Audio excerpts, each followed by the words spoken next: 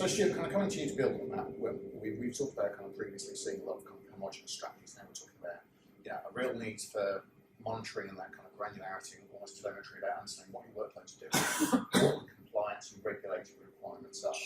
So when you're starting to build out a future strategy or kind of advising the customer on what they should be doing, what additional competencies, what additional roles do you think you need that team beyond the kind of engineering and technical side? Because I think you've got a groundswell of people that understand those things, but that's not sufficient context to establish a strategy. No, I mean, so we could start with, it would be great if a lot of organisations started with a CISO, somebody who is a single point of, I am responsible for the security of the business, and that person had an appropriate set of levers and controls to help organisations understand and manage risk in an appropriate way.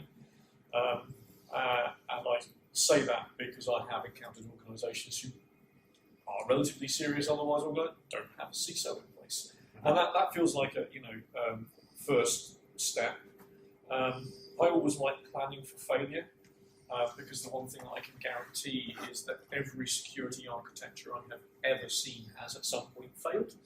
And so understanding how you're going to work with your suppliers is probably really important in the event of failure.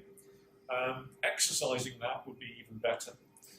And probably I'd have to say the one thing that I think that makes the idea of going into multiple cloud providers more challenging is the skills gap.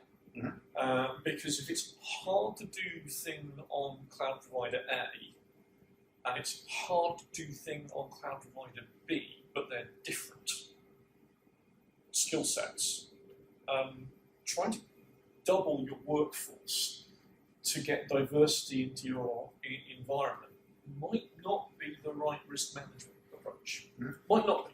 Might be, but it depends. And it's like a lot of these things, it's understanding what the benefit is of the control you're instantiating to manage a specific set of risks. And I think that people need to be cognizant of the fact that actually today we have a skills shortage.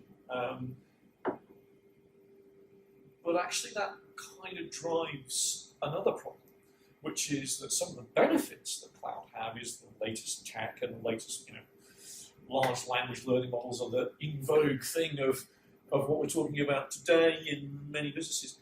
In some businesses, lack of access to those actually drives employees away, especially in the research space. Not being able to use the latest tools and innovations to drive and support their business is absolutely an inhibitor to gathering the skills that you need to be able to change in the first place. And so I'd have to come back to that skills message as well, but also empowering people to make change. I remember once, a very long time ago, I attended a briefing, and it was about this thing called the internet, and it was going to be terribly popular. It'll never catch on. It'll never catch on. We'll build it around. And the guy who was giving the briefing said, "Do you ever feel like you're not in control when you're on the internet?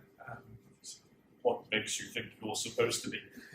But the reality is we have to be in control of corporate data, and governance starts to become a real driving factor. So having good visibility of the governance controls that you have available, and then having that programmatically available to the people who are going to develop tools in that environment starts to become incredibly important to being able to produce governed systems. And as part of a managed risk, that's the only way you can, it's the only way you can manage a risk and drive innovation at the same time, is to make sure that you have that kind of understanding of risk inside your organization that's endemic from the tool sets that we use.